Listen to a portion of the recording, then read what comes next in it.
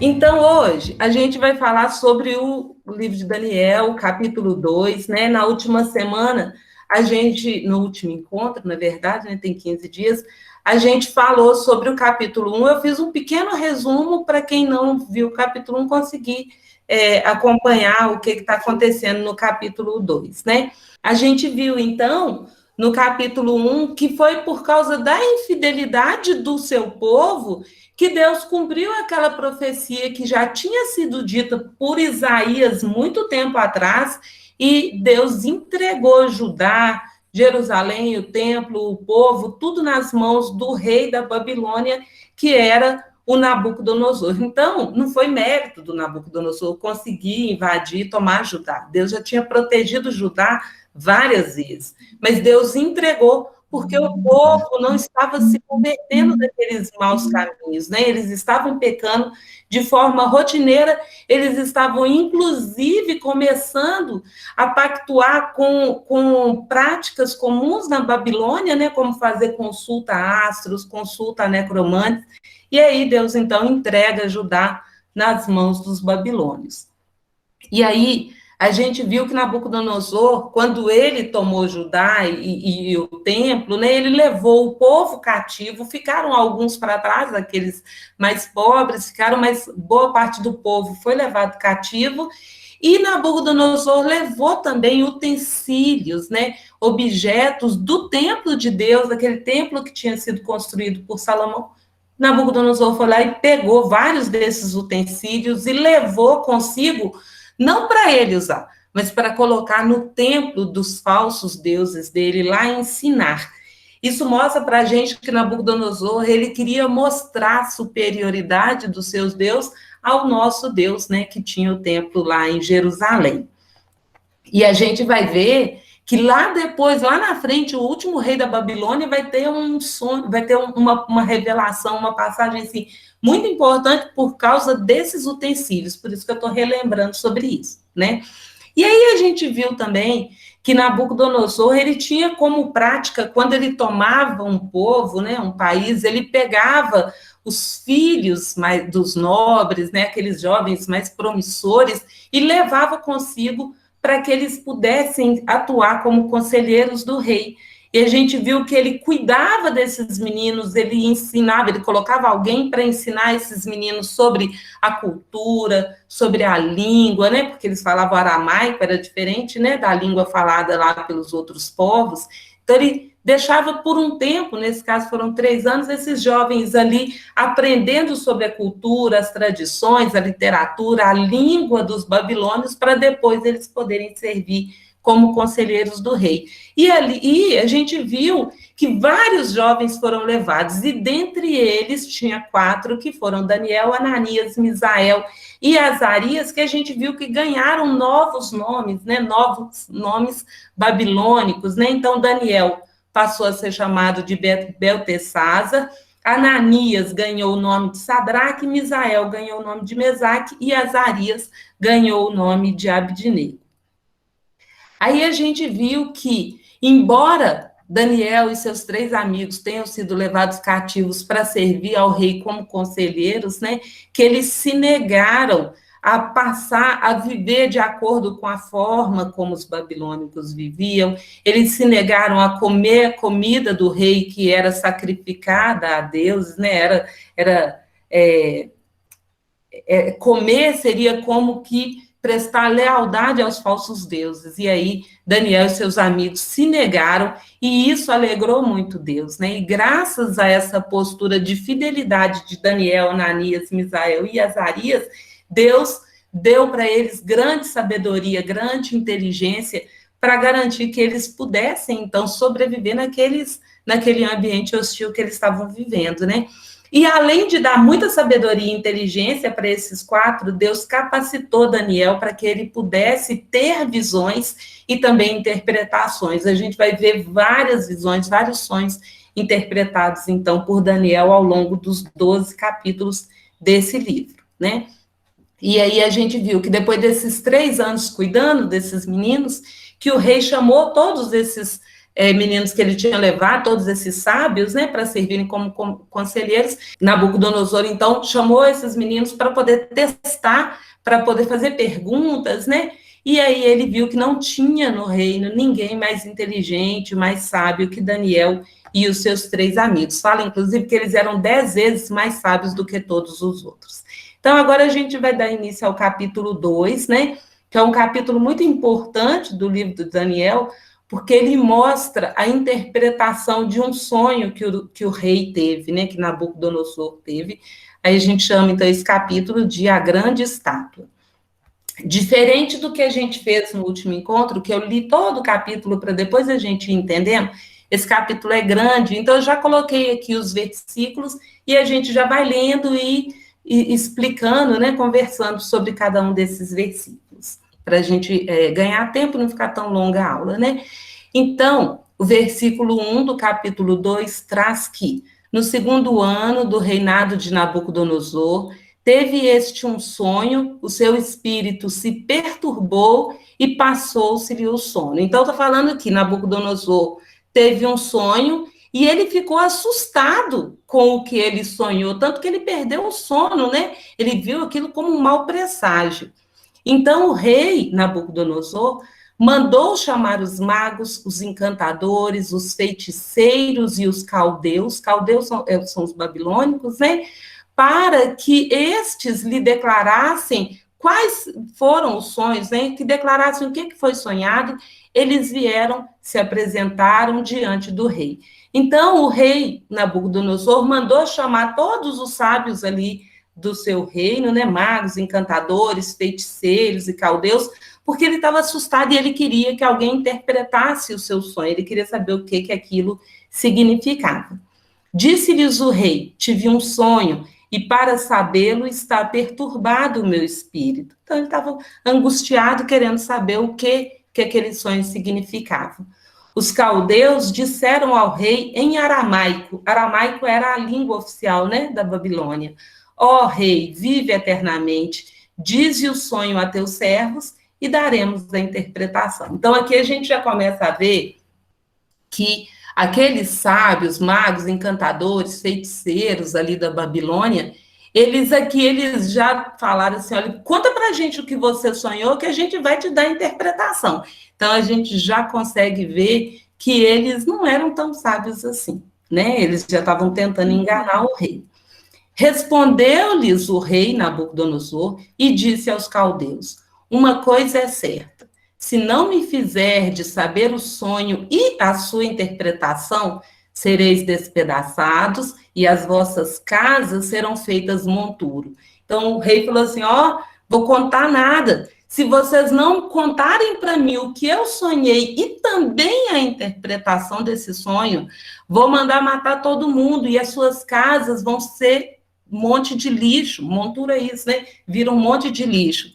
Mas se me declarardes o sonho e a sua interpretação, receberei de mim dádivas, prêmios e grandes honras. Portanto, declarai-me o sonho e a sua interpretação. E aí, aqui, lembra que no capítulo 1 eu falei que Nabucodonosor ele era extremamente inteligente. Num primeiro momento, quando a gente lê, a gente pensa assim, gente, que pedido que é esse do rei? Ele não quer contar o que ele sonhou, ele quer que contem para ele o sonho e a interpretação. Mas isso mostra o quanto esse homem era inteligente, porque presta atenção, se você me conta o seu sonho, eu posso te dar uma interpretação e você não vai saber se aquilo é verdadeiro ou se não é. Mas se eu te falo assim, olha, você tem que me contar o que eu sonhei e a interpretação, se você me conta o que eu sonhei, então eu posso confiar que você tem sabedoria, que aquela interpretação eu posso confiar nela. E foi isso que Nabucodonosor fez. Ele agiu com extrema sabedoria. Ele falou assim, vocês não vão me enganar, não. Ou me conta o sonho e a interpretação, ou eu vou matar todo mundo, porque vocês não servem para nada para mim. É isso que ele quis dizer. Responderam segunda vez, então os magos, os encantadores, né, responderam de novo ao rei, disseram, diga o rei o sonho a seus servos e lhe daremos a interpretação. Então eles falaram assim, rei, conta pra gente o que você sonhou que a gente consegue interpretar. Tornou o rei e disse, Bem percebo que quereis ganhar tempo, porque vedes que o que eu disse está resolvido. Isto é, se não me fazeis saber o sonho, uma só sentença será a vossa, pois combinastes palavras mentirosas e perversas para as proferirdes na minha presença. Até que se mude a situação, portanto, dizei-me o sonho e saberei que me podeis dar-lhe a interpretação. Então ele falou assim, ó, estou percebendo aqui que vocês estão querendo ganhar tempo, que vocês estão querendo me enganar. Se vocês vieram aqui tentando me convencer a voltar atrás, não vou voltar atrás. Vocês têm que me contar o sonho e aí eu vou saber que eu posso confiar na sua interpretação. Responderam os caldeus, então, na presença do rei e disseram, não há mortal sobre a terra que possa revelar o que o rei exige.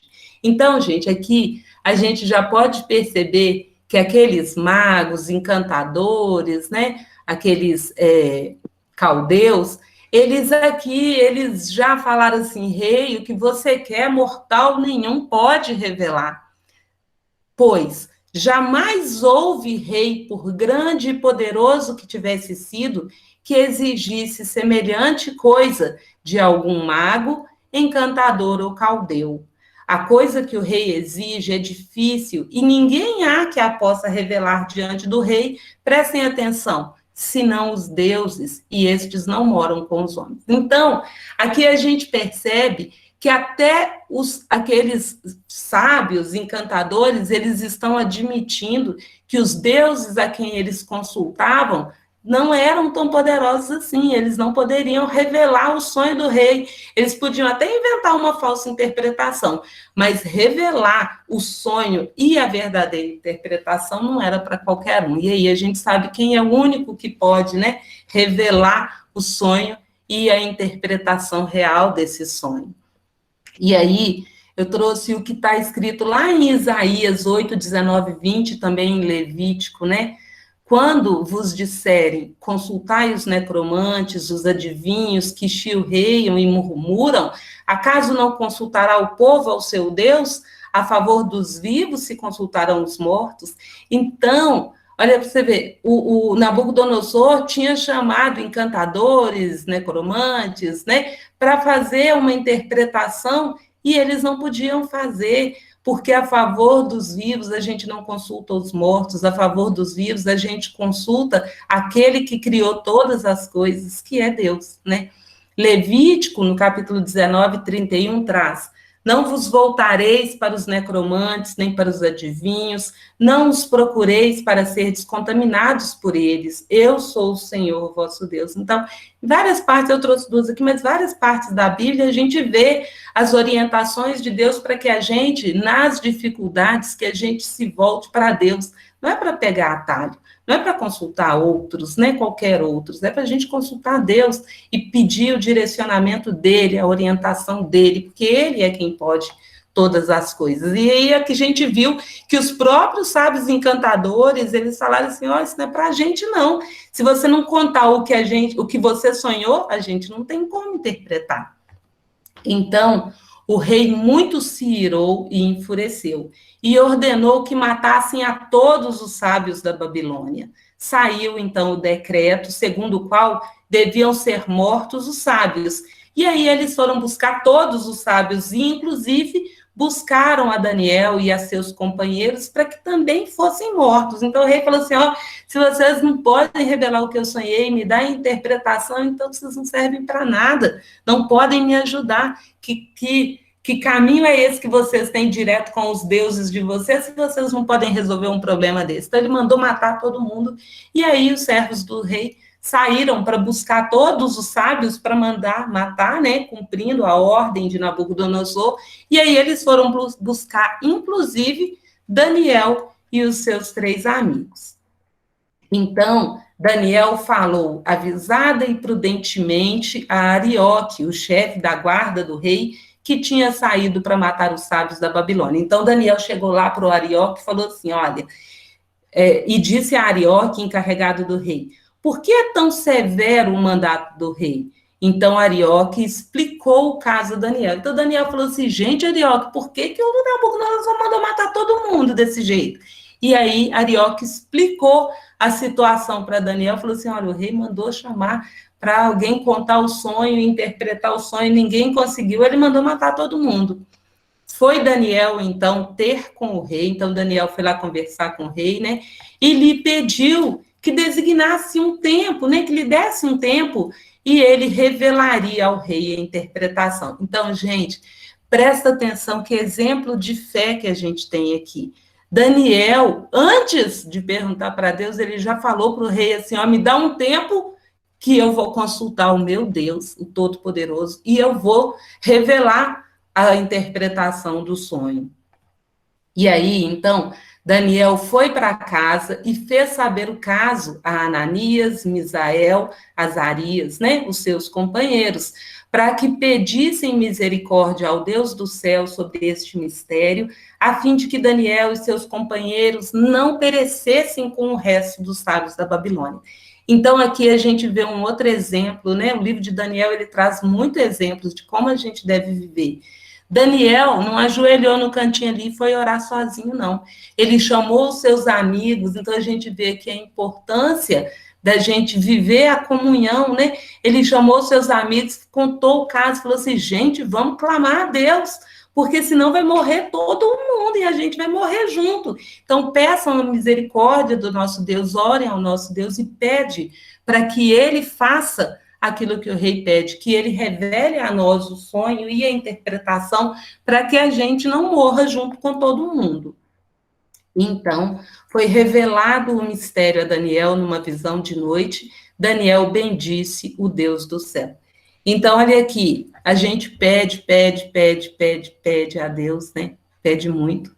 E a gente, às vezes, consegue, né, que Deus atenda aos nossos pedidos, mas a gente volta e agradece a Deus, não só de uma oração, não, a gente é verdadeiramente agradecido a Deus por tudo que Ele faz nas nossas vidas, pelo atendimento e também pelo não atendimento aos nossos pedidos, porque a gente não sabe das coisas. Às vezes a gente pede coisas que não é bom para a gente, ou não é bom para o outro, né? Às vezes até é bom para mim, mas é péssimo para o outro. Então, será que a gente tem sido verdadeiramente gratos a Deus pelo que Ele faz por nós? Por atender e também por não atender alguns dos nossos pedidos? Então, a gente está vendo aqui, olha, que Deus revelou o mistério, contou para Daniel o sonho e a interpretação numa visão de noite, né, que Daniel teve, e Daniel depois, olha lá, bendisse o Deus do céu, foi grato a Deus pelo que Deus fez por ele, né, garantiu a sobrevivência dele. Disse Daniel, seja bem, aqui a gente vai ver a oração, né, de Daniel, seja bendito o nome de Deus de eternidade a eternidade, porque dele é a sabedoria e o poder. Então, aqui a gente está vendo outro exemplo que Daniel dá para a gente o tempo todo. Daniel não tem mérito nenhum, ele viu, ele enxergou que ele não tinha mérito nenhum nisso, né? Foi Deus quem quis revelar a Daniel o sonho e a interpretação. De Deus é toda sabedoria e poder, e Daniel reconhece isso em sua oração. É Deus, né? É Ele quem muda o tempo e as estações, remove reis, estabelece reis, Ele dá sabedoria aos sábios e entendimento aos inteligentes. Então, olha a oração de Daniel, ele está falando assim, olha, Deus é quem faz tudo, né? Muda o tempo, as estações, coloca rei, tira rei, né? A gente viu que ele deu Judá nas mãos de Nabucodonosor quando ele quis, né? Dá sabedoria aos sábios e entendimento aos inteligentes. Deus deu muita sabedoria e inteligência a Daniel e seus amigos, né? E aí aqui a gente está vendo, inclusive, a capacidade de revelar, de interpretar sonhos, né? De saber os sonhos, de ter visões. Deus revela o profundo e o escondido, conhece o que está em trevas e com ele mora a luz. A ti, ó Deus de meus pais, eu te rendo graças e te louvo, porque me deste sabedoria e poder, e agora me fizeste saber o que te pedimos, porque nos fizeste saber este caso do rei. Então, Daniel agradece a Deus, né, por ter dado a ele sabedoria, né, e permitido que ele conseguisse saber qual era o sonho do Nabucodonosor e, inclusive, a sua interpretação. Por isso, Daniel, então, foi ter com Arioque, procurou Arioque, né, ao qual o rei tinha constituído para exterminar os sábios da Babilônia, Então, Daniel foi lá até Arioque, que o Nabucodonosor tinha mandado matar todos os sábios, né? E falou assim para Arioque: não mates os sábios da Babilônia, introduze-me na presença do rei e revelarei ao rei a interpretação. Então, olha outro exemplo aqui do livro de Daniel. Quando ele foi lá ter com o rei, ele falou assim: olha, não mate os sábios da Babilônia. Ele não pediu por ele e pelos seus amigos. Ele podia ter falado assim: ó, preserve a gente. Esse povo aí que cultua falsos deuses, deixa morrer. Preserva a gente que, meu Deus, o verdadeiro, permitiu que a gente soubesse o sonho do rei e agora eu vou poder dar a interpretação. Mas Daniel não fez isso, né? Ele foi lá e rapidinho falou assim: olha, não mate os sábios. Mesmo que as pessoas, gente, que estão no mundo, que ainda não se converteram a Deus, a gente não pode perder as esperanças. Deus não perdeu as esperanças em nós, né? Graças a Deus, porque olha quanto que a gente erra todos os dias, o tanto que a gente, infelizmente, ainda erra, mesmo já tendo convertido, mesmo já conhecendo a palavra de Deus. Então, as pessoas que ainda não encontraram Deus, elas merecem a nossa oração, eles merecem que a gente se sensibilize com eles e entre todos os dias na presença de Deus, pedindo por cada uma dessas pessoas. Quando a gente pede a conversão de cada uma das pessoas que a gente ama, ou que a gente conhece, que às vezes são pessoas só que a gente conhece, a gente está mostrando, né, que quem pode é Deus, e Deus pode tudo, né? Então, Daniel não se contentou a ir lá e falar assim: esse povo é pecador, deixa eles morrerem, salva a gente. Não, ele foi lá e pediu: não mate os sábios da Babilônia, me coloca lá na presença do rei que eu vou contar o sonho e também a interpretação. Então, Arioque depressa introduziu Daniel na presença do rei e lhe disse: achei um dentre os filhos dos cativos de Judá, o qual revelará ao rei a interpretação. Então, Arioque foi lá, Nabucodonosor, e falou assim: olha, tem um daquele povo que você trouxe lá de Judá, um dos cativos, né, um dos prisioneiros, que falou que pode revelar ao rei a interpretação. Respondeu então o rei Nabucodonosor e disse a Daniel, cujo nome era Beltesazar: podes tu fazer-me saber o que vi no sonho e a sua interpretação? Então aqui a gente vê a incredulidade de Nabucodonosor. Embora ele tenha pedido, ele falou assim: olha, vocês podem mesmo me contar o sonho e a interpretação? Respondeu Daniel na presença do rei e disse: o mistério que o rei exige, nem encantadores, nem magos, nem astrólogos o podem revelar ao rei. Então, Daniel falou assim: ó, o que você está pedindo, esses sábios, encantadores, astrólogos, ninguém pode revelar, não. Mas há um Deus no céu, o qual revela os mistérios, pois fez saber ao rei Nabucodonosor o que há de ser nos últimos dias. O teu sonho e as visões da tua cabeça quando estavas no teu leito são essas. Então, Daniel falou assim: olha, o que aconteceu ali no seu sonho é que Deus te permitiu saber o que ainda vai acontecer lá na frente. Então, Deus permitiu, por meio do seu sonho, que você tivesse uma visão do que ainda vai acontecer. E agora Daniel vai contar para o rei primeiro o que ele sonhou e depois a interpretação. Então, Daniel falando com Nabucodonosor: estando tu, ó rei, no teu leito, surgiram-te pensamentos a respeito do que há de ser depois disto.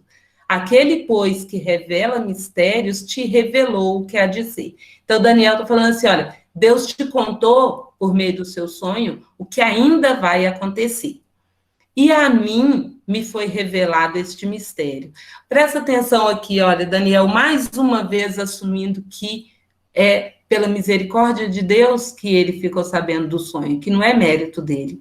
E a mim me foi revelado este mistério, não porque haja em mim mais sabedoria do que em todos os outros viventes, mas para que a interpretação se fizesse saber ao rei e para que entendesses as cogitações da tua mente. Então, estou falando assim: olha, Deus me permitiu saber o seu sonho para eu poder interpretar para você saber o que ainda vai acontecer, o que passou ali, né, pelo seu sonho. Não foi mérito meu. Tu, ó rei, estavas vendo. Então, aqui a gente vai ver Daniel contando para o rei o que ele sonhou, só depois que ele vai interpretar. Tu, ó rei, estavas vendo, e eis aqui uma grande estátua, esta que era imensa e de extraordinário esplendor, estava em pé diante de ti, e a sua aparência era terrível. Então, ele está falando assim, ó, você sonhou com uma grande estátua, enorme, extraordinária, né? De aparência terrível.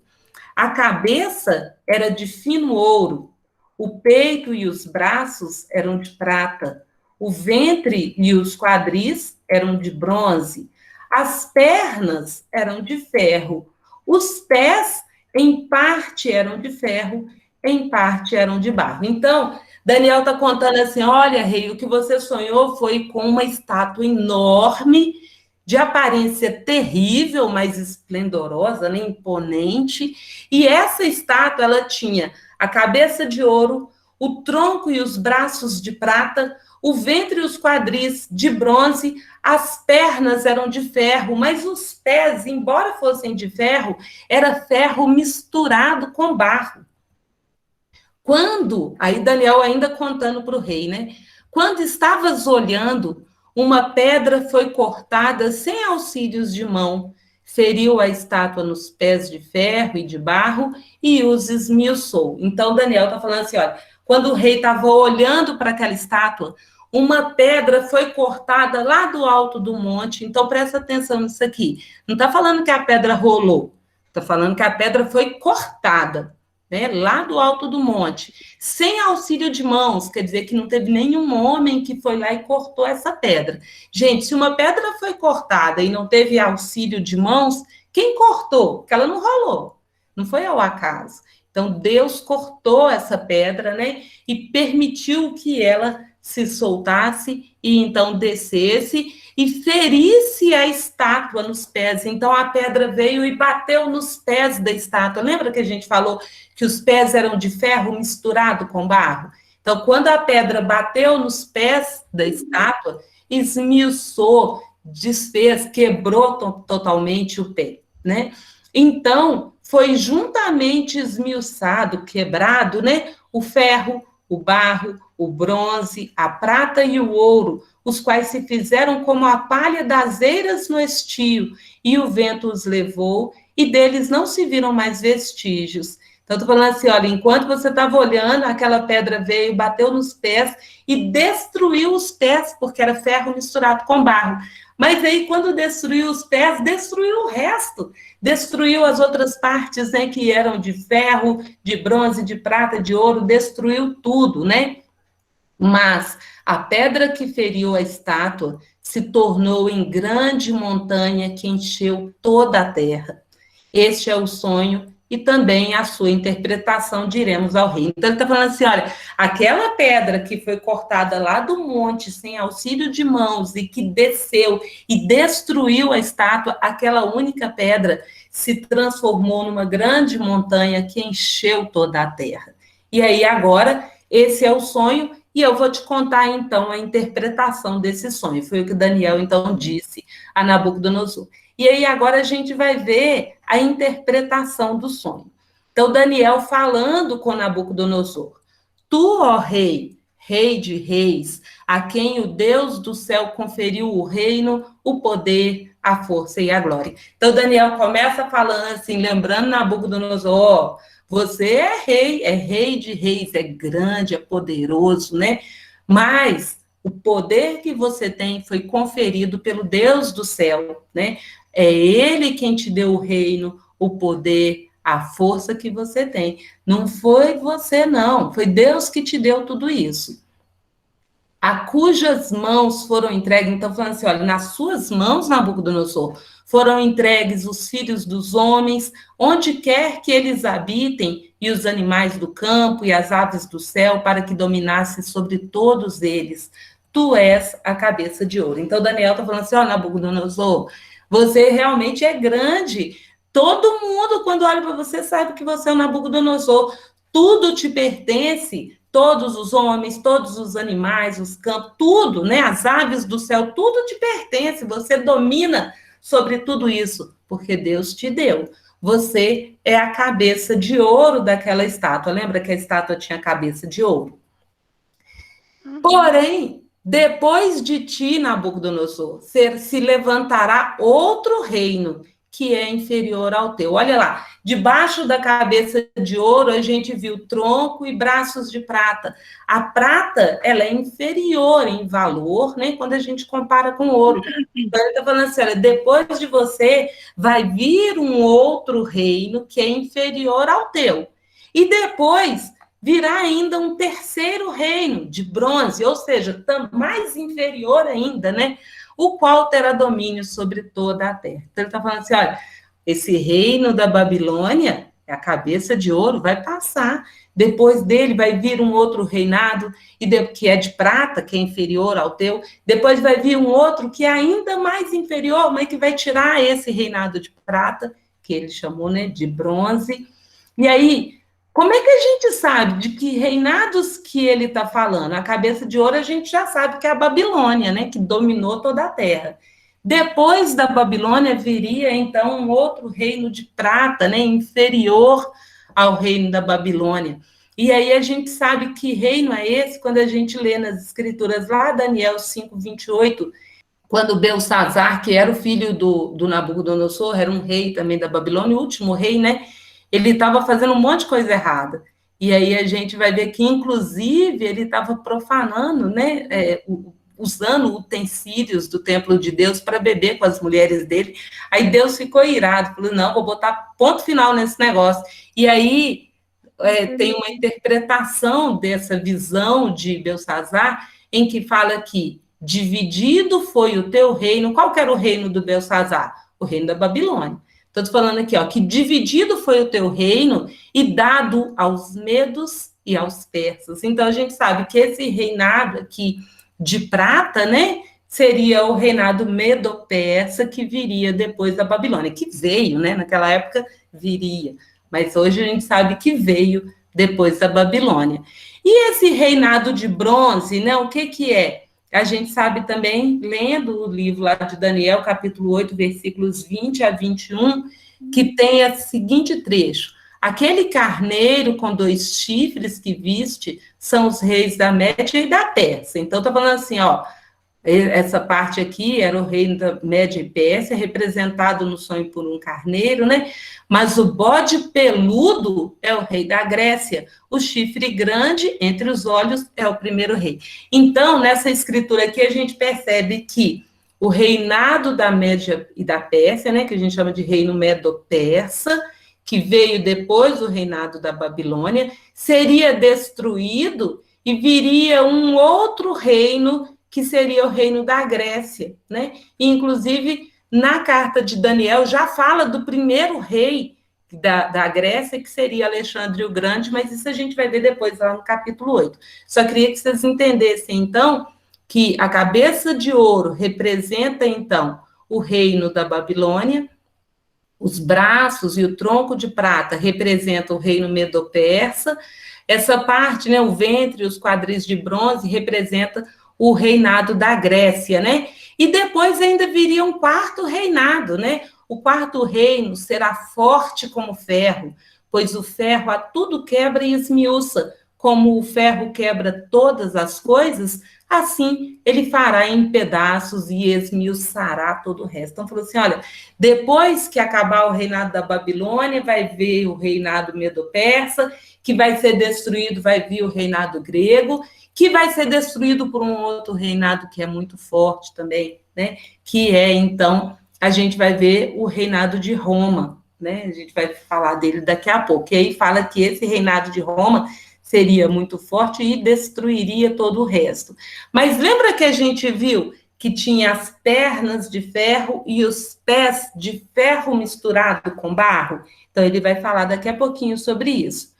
Como é que eu sei que aqui essas pernas de ferro é o reinado de Roma, né? Porque lá em Lucas 2:1 fala: naqueles dias foi publicado um decreto de César Augusto. E aí, pela história, a gente sabe que César Augusto foi o primeiro rei de Roma, né? Convocando toda a população do império para se recensear. Então, a gente sabe que depois do reinado da Grécia veio o reinado de Roma.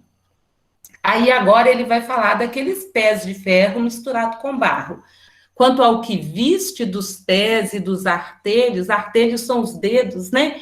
Em parte de barro de oleiro, né? Em parte de barro de oleiro e em parte de ferro, será esse um reino dividido. Então, está falando assim, ó, você viu que as pernas eram de ferro, mas os pés e os dedos eram ferro misturado com barro. Isso por quê? Isso porque o reinado de Roma vai ser um reino dividido.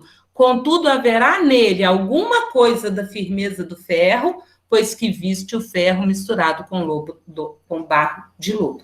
Então, estou falando assim, olha, você viu que o reinado de Roma vai ter uma parte forte e uma parte frágil, né? É isso que significa esse barro misturado com ferro. Barro e ferro não se misturam, né? Então, mostra que na fortaleza de Roma haveria fragilidades, né? Uma parte frágil.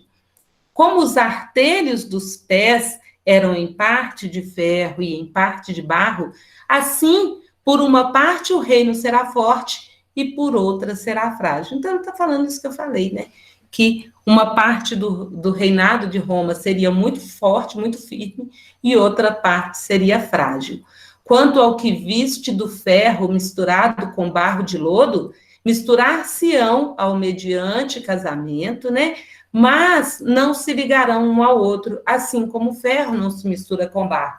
Então, ele está falando assim, olha, ali quando Roma se estabelecer, né, reinando em todo o mundo, vai ter áreas muito fortes e áreas frágeis.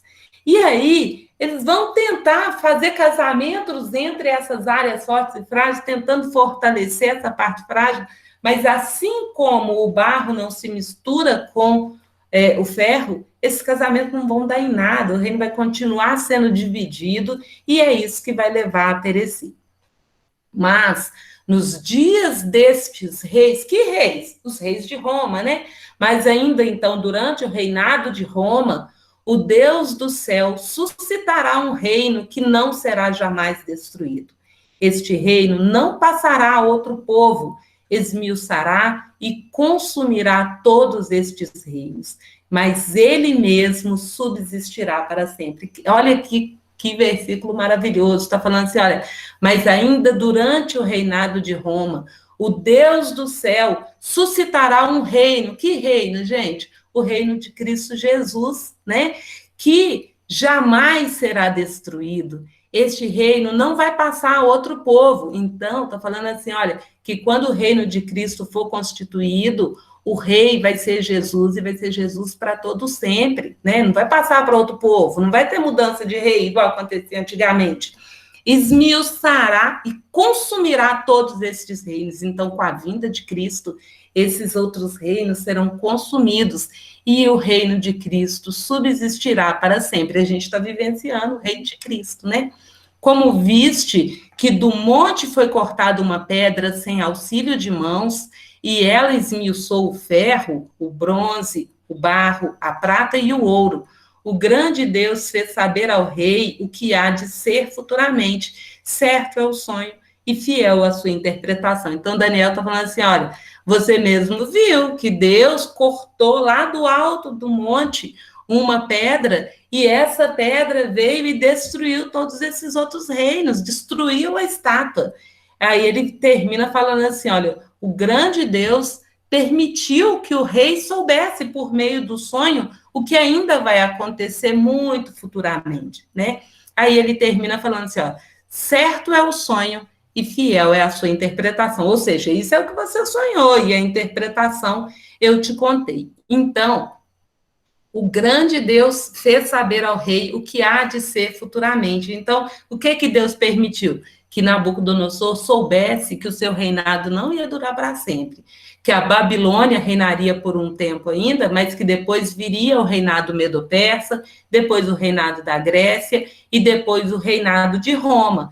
Mas que depois disso viria a pedra, né? Uma pequena pedra cortada lá do alto do monte, sem auxílio de mãos, cortada por Deus, que viria então como o reino de Cristo, representando, né, o reino de Cristo, que traria, então, a possibilidade da salvação. Está escrito lá em Daniel 2,44, a gente já leu, mas também em Marcos 1,15, que fala que o tempo está cumprido e o reino de Deus está próximo, arrependei-vos e crede no evangelho.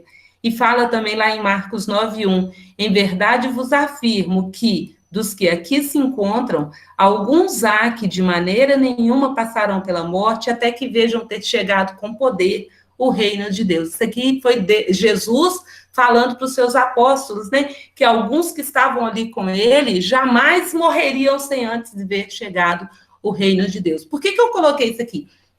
Porque a gente vê muitas pessoas falando que o reino de Deus virá quando Jesus voltar. Não, o reino de Deus já veio, né? Na própria Bíblia fala isso, lá Daniel está falando isso, né? Que aquela pedra viria e se transformaria num grande monte, numa grande montanha, que reinaria para sempre. Então, é o reino de Cristo, né? Que veio e aí garantiu para a gente a possibilidade da salvação. Então, eu fiz aqui uma linha do tempo bem curtinha, depois, à medida que a gente for estudando os outros capítulos, a gente vai conseguir preencher melhor essa linha do tempo, mas só lembrando, então, que a Babilônia, né, naquela época do sonho do Nabucodonosor, né, no sonho, Deus contou o que ainda ia acontecer para Nabucodonosor, né, que viria, então, o reinado medo-persa, o reinado da Grécia, de Roma, e aí depois o reino de Deus, que o único rei seria Jesus Cristo a partir de então. Não tem mais esse monte de rei aqui reinando sobre toda a terra, né? Quando esse sonho de Nabucodonosor foi interpretado por Daniel, foi lá em torno de 605 a.C., a gente viu que Daniel ficou, né, até o início do reinado medo-persa, ele ainda permaneceu ali, que o livro dele conta a história de cerca de 75 anos. Mas na interpretação, Daniel conta o que ia acontecer até 30 anos depois de Cristo, ou seja, esse capítulo 2, ele traz essa profecia, nessa revelação do que ia acontecer por cerca de 700 anos ainda, né? Então, ele foi contando, e a gente consegue ver alguns detalhes interessantes, depois, quando a gente for estudar ali um capítulo que fala sobre o reinado da Grécia, a gente vai ver que ele fala, inclusive, do rei, né? E que ele morreria, e como que ele morreria, e como é que seria a substituição. Isso não pode ser obra de outro que não de Deus, né?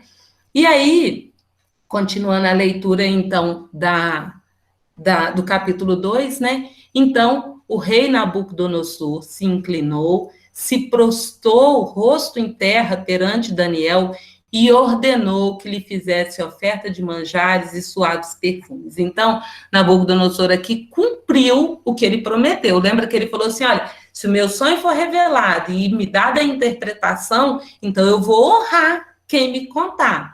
Senão, vou mandar matar todo mundo. Então, aqui a gente vê Nabucodonosor honrando o seu compromisso com Daniel, né? Ordenando que lhe dessem honras, manjares, né? Perfumes, não sei o quê. Mas Nabucodonosor também reconhece a superioridade de Deus. Ele fala assim, olha, disse o rei a Daniel, certamente o vosso Deus é o Deus dos deuses e o Senhor dos reis e revelador de mistérios, pois pudeste revelar este mistério. Então, o rei engrandeceu a Daniel e lhe deu muitos e grandes presentes e o pôs por governador de toda a província da Babilônia, como também o fez chefe supremo de todos os sábios da Babilônia. Então, o rei cumpriu aquilo que tinha prometido para Daniel. Mas lembra que eu falei assim, olha, Daniel, ele chamou os amigos dele para orarem com ele e pedirem a Deus a revelação? Então, Daniel, ele agora ganhou um tanto de presente, de honrarias, mas ele não se esqueceu daqueles que estavam com ele. Olha lá, a pedido de Daniel, constituiu o rei a Sadraque, Mesaque e Abidnego sobre os negócios da província da Babilônia. Daniel, porém, permaneceu na corte do rei. Então, Daniel falou assim, olha, rei, não pode fazer coisa boa só para mim, não. Lembra dos meus amigos que estavam comigo e que oraram, que pediram também para que Deus revelasse a mim o seu sonho e a interpretação. Então, faça coisas boas para eles também. E o rei fez, colocou eles lá para governarem sobre vários dos seus negócios, né, na província da Babilônia, e Daniel continuou, então, na corte do rei. Hoje eu falei demais, né? Eu peço desculpas, mas o capítulo era longo. Então, o que, que a gente aprendeu com esse capítulo, né? Que a cabeça de ouro da estátua representava o reino da Babilônia, né? Mais especificamente o próprio Nabucodonosor. O peito e os braços de prata representavam o reino da Média e da Pérsia, que viria depois do reinado da Babilônia, que seria um reino mais fraco e desigual. A gente vai ver que a média começa mais forte, depois a Pérsia fica mais forte, então tem uma desigualdade ali, né? Não é tão forte quanto o reino da Babilônia.